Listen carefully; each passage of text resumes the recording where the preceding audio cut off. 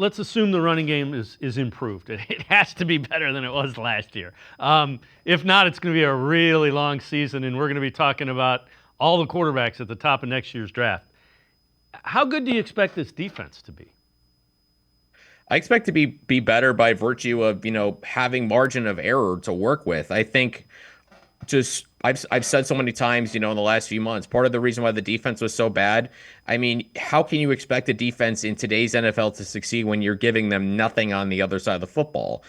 Kevin Stefanski talks so much about complementary football. You have to have, all elements of your game working together to be successful. Well, your offense is not going to be able to contribute if they're, barely scraping 2 touchdowns and double-digit points together.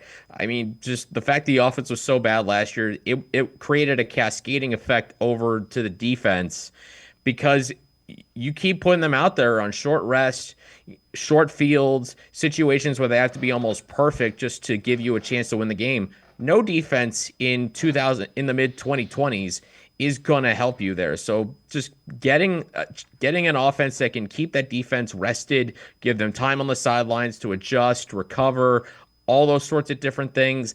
Give them put points on the board as well, and give them a chance to play a little more relaxed. I think it's a cascading effect, and if you're able to score, I just think that helps your defense so much more to at least, like I said, let them relax. And if you have them playing with a lead, then you can really allow the defense to do what it does best, and is turn that defensive line loose on the quarterbacks.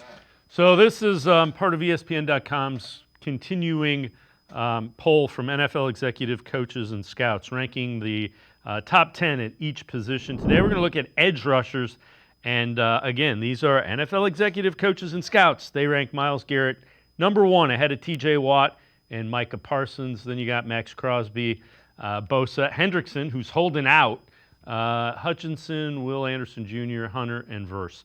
Again, that takes all of the bias out of it. So my point is this. If Myles Garrett is Myles Garrett, this defense, if they are not somewhere between 5 and 10 in the NFL with what they've added in the middle of that defense, I think I'm going to be really disappointed if they're not a top 10 defense. Somewhere between 5 and 10.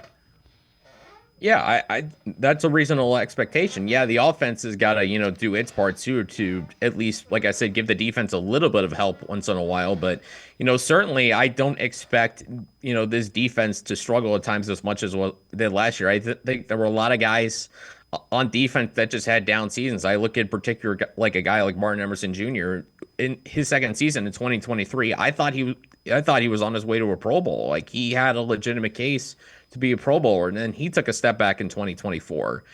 So many other guys in that defense really took steps back, and you got to imagine that it just felt like a down year for a lot of guys, and that happens over the course of NFL careers. Some guys just don't play as well for whatever reason from year to year. Defensive variance is so much wider from year to year than offensive variance. So I do think, obviously, you mentioned the additions on defense. They signing Malik Collins, drafting Mason Graham, drafting Carson Schlesinger to play linebackers.